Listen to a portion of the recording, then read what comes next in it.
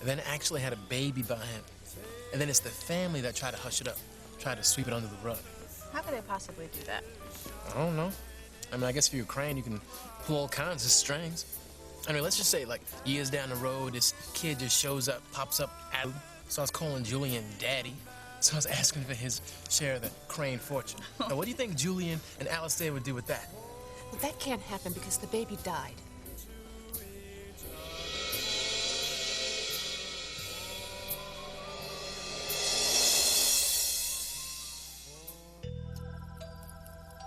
I'm not waiting any longer, Timmy. We better get back in the car and find ourselves a place more hospitable. I'm sorry to keep you waiting.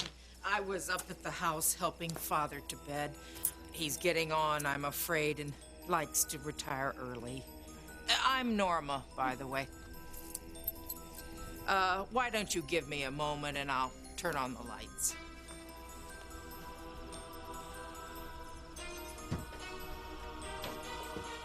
Jimmy could have sworn he spoke to a man on the phone. He said his name was Norman. I'm not so sure that Norma isn't a man. I mean, You're no longer in harmony, Tim. Come on in, you two, and we'll get you all taken care of.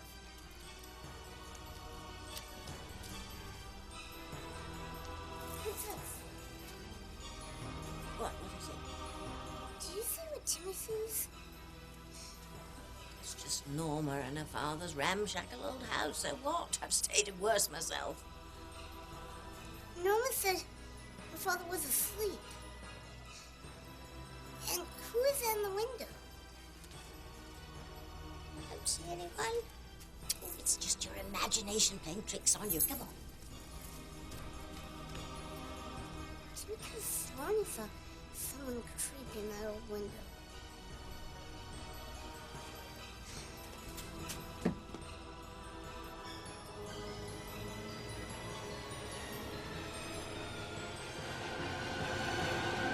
Come on now, don't be silly. You said. I know what I said.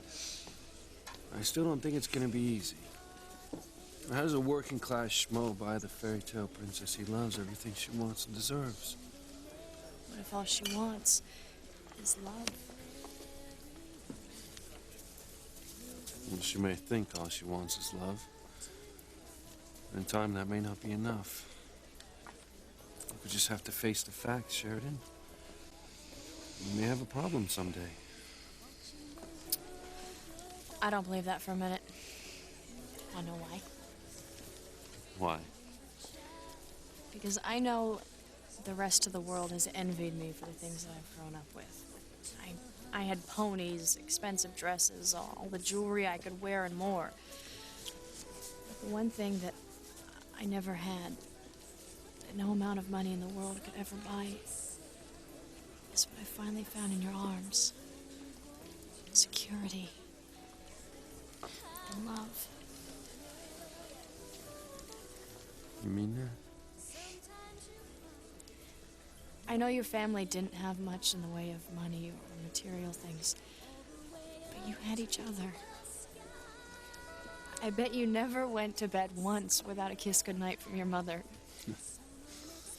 After my mom died, Oh, you saying that your family never tucked you in or kissed you goodnight? I promise you that is never gonna happen again. Luis, you don't have to. No, I swear.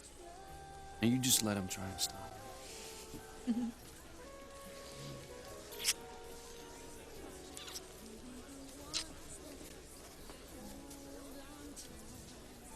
So, Sam?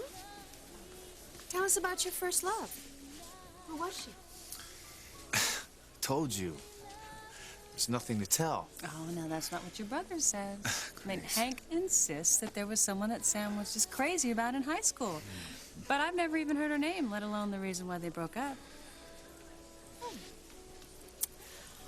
Well, you are a better woman than I am, Grace. If my husband were keeping a secret like that, I'd have to pry it out of him with a crowbar. You know, some wives might even think that the reason you don't talk about it is, well, because you Haven't gotten over it. That's ridiculous. I don't know why I said that. Oh, sweetheart, I think I do know why. Because you're still upset about your patient who lost her newborn. Yes, I think that must be it. Sweetheart, you never said, but was the baby racially mixed? Yes, the mother is black, the father's white.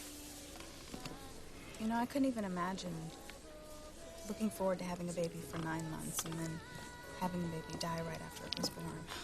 I can't imagine the pain. But let's get back to Chad's hypothetical question about if there was a mixed baby in the Crane family. There's no telling what they might do. You don't think they'd actually do something to the baby, do you? Sweetheart, I don't know. All I do know is the Cranes have no regard for human life. They'll destroy anything that gets into their way. Will you excuse me? I'm gonna use the powder room.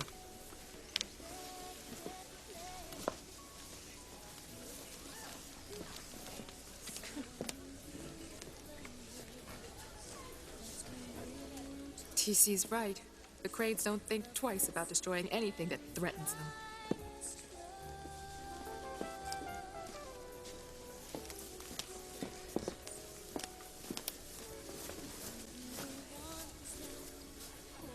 You can't let your father destroy Sheridan and Louise.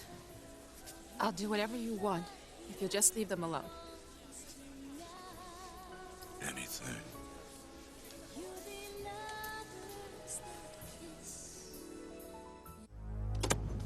Now, where is that naughty guest register hidden itself?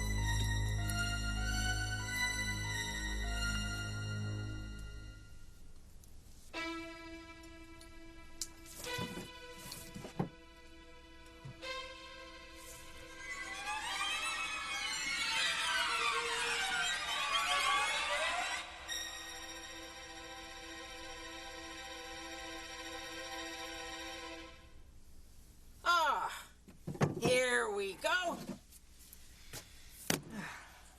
Now, if you'll just sign here for you and your friend. I take it you haven't been too busy around here lately. Not since they put in the interstate.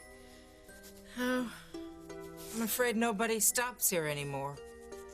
Ah, you're in luck. You can have any room you like. You mean we're the only guests? Why don't I put you in number 1? It's right next to the office. That way, if you need anything, I'm right next door.